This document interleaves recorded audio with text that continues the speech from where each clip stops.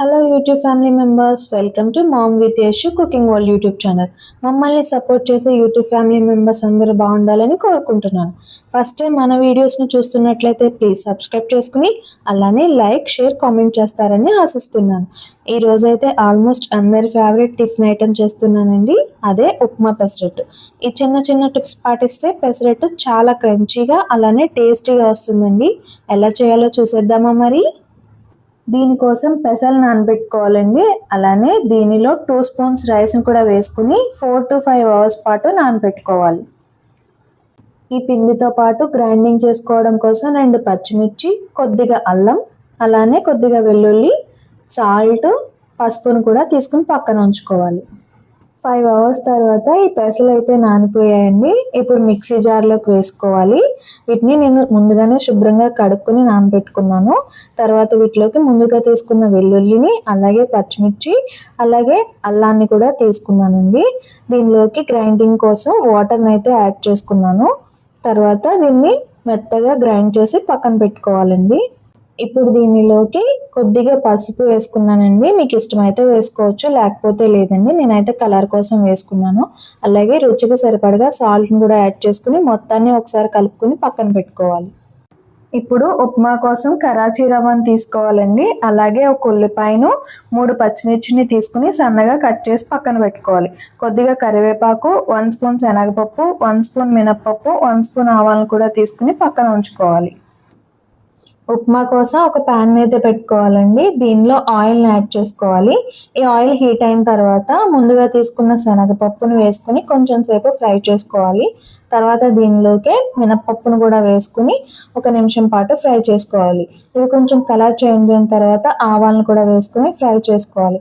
దీనిలోనే కట్ చేసి ఉంచుకున్న ఉల్లిపాయలను, అలాగే పచ్చిమిర్చిని కూడా వేసుకుని ఒక 2 మినిట్స్ పాటు ఫ్రై చేసుకోవాలి. దీనిలోకి కరివేపాకుని యాడ్ చేసుకోవాలండి. ఈ కరివేపాకు కొంచెం ఫ్రై అయిన తర్వాత సాల్ట్ని యాడ్ చేసుకోవాలి. ఈ సాల్ట్ యాడ్ చేసుకున్న తర్వాత 1 నిమిషం పాటు ఫ్రై చేసుకుని మనం రవ్వ ఎంతైతే తీసుకున్నామో దానికి 5 రెట్లు అంటే 1:5 రేషియోలో వాటర్ అనేది యాడ్ చేసుకోవాలండి. ఈ వాటర్ని కొంచెం సేపు మరిగించాలి. ఈ వాటర్ అనేది 10 మినిట్స్కి బాగా మరిగాయండి. ఇప్పుడు దీనిలోకి ముందుగా తీసి పెట్టుకున్న రవ్వను అయితే యాడ్ చేసుకోవాలి. ఈ రవ్వ వేసుకునేటప్పుడు మనం కలుపుకుంటూనే ఉండాలండి, లేకపోతే ఉండలు పడుతుంది. సో అందుకని మనం కలుపుకుంటూ ఉప్మా అనేది ప్రిపేర్ చేసుకోవాలి. నాకు ఉప్మా అయితే రెడీ అయిపోయిందండి. పెసరట్టు కోసం ఉల్లిపాయను, అల్లాన్ని చిన్నగా కట్ చేసుకోవాలండి. దీనిలోకి జీలకర్రను కూడా యాడ్ చేసుకోవాలి.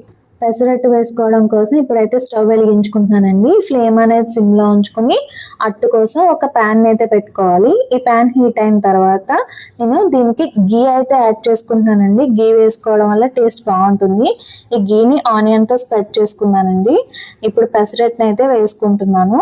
ఈ పెసరట్టును వేసుకుని బాగా స్ప్రెడ్ చేసుకోవాలండి. దీనివల్ల పెసరట్టు అనేది క్రిస్పీగా వస్తుందండి. ఇప్పుడు కట్ చేసి ఉంచుకున్న ఆనియన్ వేసుకుంటున్నాను. అలాగే జీలకర్ర, అల్లాన్ని కూడా దీనిలో వేసుకున్నానండి. ఇప్పుడు కొంచెం గీని అయితే దీనికి స్ప్రెడ్ చేసుకుంటున్నాను. ఇప్పుడు మన పెసరట్టు అనేది 1 నిమిషం తర్వాత మంచిగా ఫ్రై అయిందండి. దీన్ని తీసుకుని వేరొక ప్లేట్లోకి అనేది వేసుకోవాలి. ఇలా ప్లేట్లోకి తీసుకున్న తర్వాత దీనిలోకి ఉప్మాని, అలానే చట్నీని కూడా యాడ్ చేసుకోవాలండి. మన పెసరట్టు అయితే చాలా కలర్ఫుల్గా కనిపిస్తుంది కదండి. ఎంతైతే కలర్ఫుల్గా ఉందో తినడానికి కూడా అంతే టేస్టీగా ఉంటుందండి. మన ఉప్మా పెసరట్టు అయితే రెడీ అయిపోయింది. పెసరట్టు కాంబినేషన్గా మేమైతే అల్లం చట్నీ చేసుకున్నామండి. ఈ అల్లం చట్నీ వల్ల పెసరట్టు ఉప్మా చాలా టేస్ట్గా ఉంటుంది. మీరు కూడా ఒకసారి ట్రై చేయండి. నేను చేసిన విధంగానే చిన్న చిన్న టిప్స్ అనేవి ఫాలో అవుతూ మీరు కూడా చేసుకున్నట్లయితే పెసరట్టు చాలా టేస్టీగా, క్రంచీగా చాలా బాగా వస్తుంది. ఒకసారి ట్రై చేయండి. మీకు ఎలా వచ్చిందో కామెంట్ చేసి చెప్పండి. Thank you for watching.